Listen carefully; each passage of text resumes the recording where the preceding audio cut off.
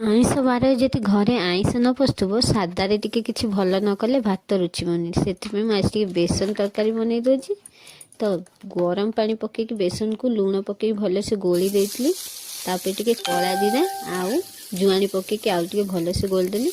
ତେଲ ଟିକେ ପକେଇକି ଅଦା ରସୁଣ କଞ୍ଚା ଲଙ୍କା ଗୋଟେ ଦର ଛଚା ବଟା କରିକି ତା ଦେହରେ ଭାଜିବା। ସେ ଭାଜି ହେଇସାରିଲା ପରେ ବେସନକୁ ଯେଉଁ ଗୋଳିକି ରଖିଥିଲି ତାକୁ ପକେଇଦେଲି।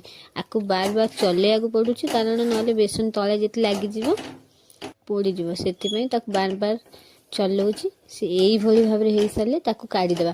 ନହେଲେ ଯଦି ଥଣ୍ଡା ହେଇଯିବ ଅଧିକା, ବେଶୀ ଗୋଟା ହେଇଯିବ, ତା ସ୍ପ୍ରେଡ୍ ହେବନି। ତ ଗୋଟେ ଥାଳିଆରେ ମୁଁ ତେଲ ଟିକେ ଲଗେଇ ଦେଇଛି। ତା ଉପରେ ସେ ଗରମ ଗରମ ବେସନକୁ ପକେଇକି ଟିକେ ଥାପୁଡ଼ି ଦେବି। ସେ ପୁରା ପରଫେକ୍ଟଲି ସେଟ୍ ହେଇଯିବ। ତ ବେସନକୁ ଏଇଠି ସେଟ୍ କରିଦେଲି। ଆକୁ ଏବେ ଛାଡ଼ିଦେବା, କିଛି ରେଷ୍ଟ ଦେଇଦେବା ଥଣ୍ଡା ହେବା ପାଇଁ। ତାପରେ ଗୋଟେ କଡ଼େଇରେ ତେଲ ପକେଇକି ଆଳୁକୁ ଛାଣି ଦେଉଛି। ଆଳୁ ଛାଣି ସାରିଲା ପରେ ମସଲାରେ କ'ଣ କ'ଣ ନେଇଛି ଦେଖନ୍ତୁ। ଅଦା ରସୁଣ ପିଆଜ କଞ୍ଚା ଲଙ୍କା ପୋସ୍ତକ ଚାରୁମଗଜ ଟମାଟୋ, ତାକୁ ଏବେ ବାଟିଦେବା। ଏଠି ବେସନ ପୁରା ଶୁଖି ଯାଇଥିଲା, ତାକୁ ଏବେ କାଟି ଦେଉଛି। ବେସନ କଟା ସରିଲେ ଆକୁ ଏବେ ଛାଣିଦେବା।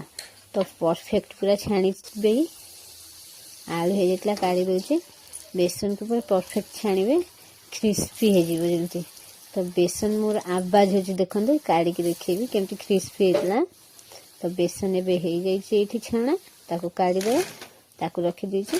ତାପରେ ସେଇ କଡ଼େଇରେ ଟିକେ ଚିନି ପକେଇବି ରେଡ୍ ହେବା ପାଇଁ ତରକାରୀ। ଗରମ ମସଲାରେ ବଡ଼ ଇଲାଇଚି ଡାଲଚିନି ଗୁଜୁରାତି ନେଇକିନା ତାକୁ ପକେଇଦେବି। ସେ ଟିକେ ଭାଜି ସାରିଲା ପରେ ପିଆଜ ପକେଇ ଦେଇଛି। ପିଆଜ ପରେ ଟମାଟୋ, ତାପରେ ମସଲା ଦେଇ ଦେଇଥିଲି।